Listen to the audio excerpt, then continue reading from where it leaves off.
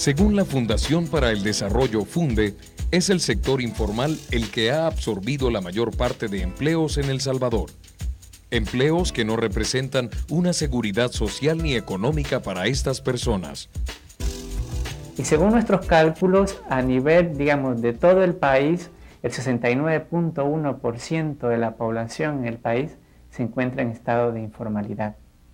Entendida la informalidad como aquellos trabajadores que no tienen acceso a la seguridad social, que no tienen un contrato que les garantice estabilidad laboral. Hoy le agregamos de que la maquila, que era el sector estrella que los gobiernos habían venido promoviendo como la solución al desempleo, el mismo gobierno reconoce que ese sector ya deja de ser el sector pujante y que lo que se está previendo es cierre de empresas, desplazamiento de empresas.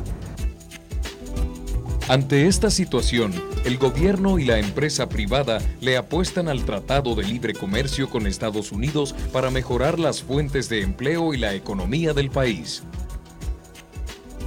Sí pensamos que los tratados de libre comercio, complementándose con otras políticas del gobierno y contando con las adecuadas instituciones fortalecidas o recreadas para poder administrar estos complejos acuerdos comerciales, nos parece a nosotros que ello podría generar un saldo positivo en el empleo o contribuir a una mejora en el empleo del país. El primer problema es un problema de voluntad política de los gobiernos y política de los estados, que por un lado asumen que la maquila es la propuesta de desarrollo de estos países, pero la inversión de la maquila es a costa de mano de obra barata y de condiciones laborales no tan altas como en países como Estados Unidos.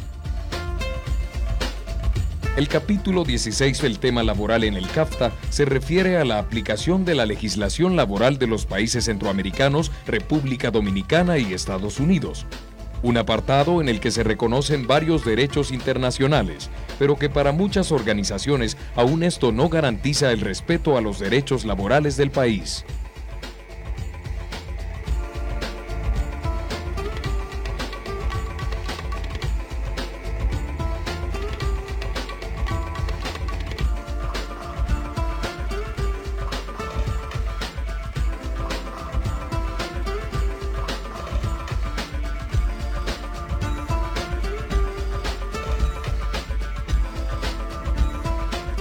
Si bien el tratado plantea de que no es posible rebajar la legislación en términos de lo establecido en los convenios internacionales de la OIT, en los 5 derechos que mencionábamos, el TLC o el capítulo laboral no dice nada acerca del resto de derechos que contemplan.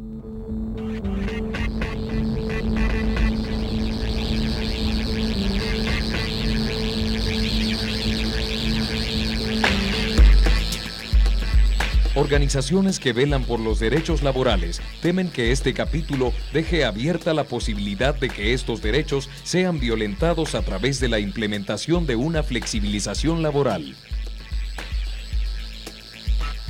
Toda la flexibilización lo que trata de hacer es generar más ganancia para los empresarios a base de precarizar las condiciones laborales.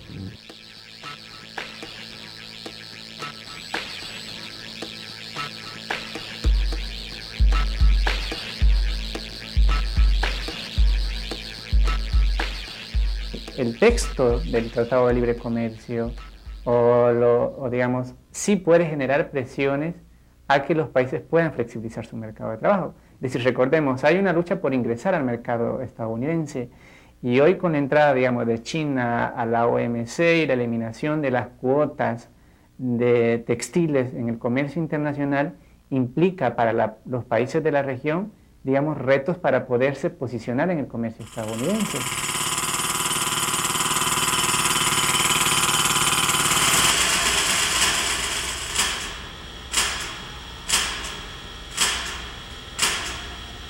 Según este representante de FUNDE, para los gobiernos, una flexibilización en la legislación laboral incrementaría las oportunidades para insertarse en el mercado laboral internacional y esto es algo que se viene planteando desde antes que se firmara el CAFTA.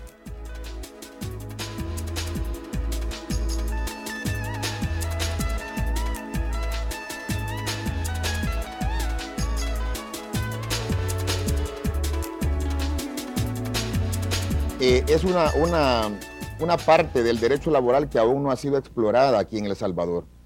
Es una parte de la flexibilización laboral, en muchos países se aplica, pero no aquí en nuestro país en concreto. Francamente, como le dije, no podemos hablar de un cambio de normativa laboral si no hemos concertado con todos los actores que son artífices de esta relación laboral, es decir, los empleadores y los trabajadores. Pero en este caso, afortunadamente, en materia laboral, se rescata y se reserva el derecho soberano del Estado de poder modificar o reformar o introducir reforma a su legislación nacional laboral, toda vez que no menoscaban, reduzcan, eliminan, deroguen los derechos fundamentales. En el 2000 apareció un anteproyecto que recogía una ley especial para la reactivación del empleo, acción que ha ocurrido en otros países de la región como Costa Rica.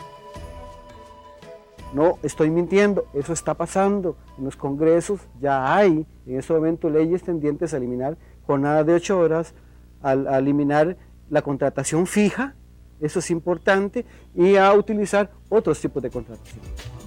La Ley Especial de la Reactivación del Empleo estipula en su artículo 4 que los contratos serán celebrados a plazo, aunque la naturaleza de las labores sean permanentes. Por otro lado, la misma ley en su artículo 5 ampliaría el periodo de prueba de una persona a 180 días.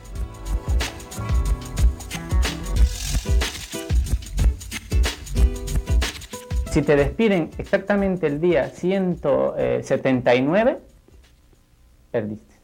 ¿Ya?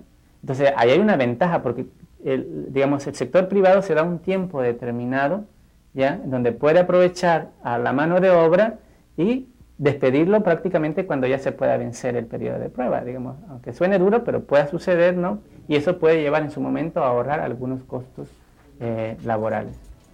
Algo que estaría en contra de lo estipulado actualmente en el Código de Trabajo.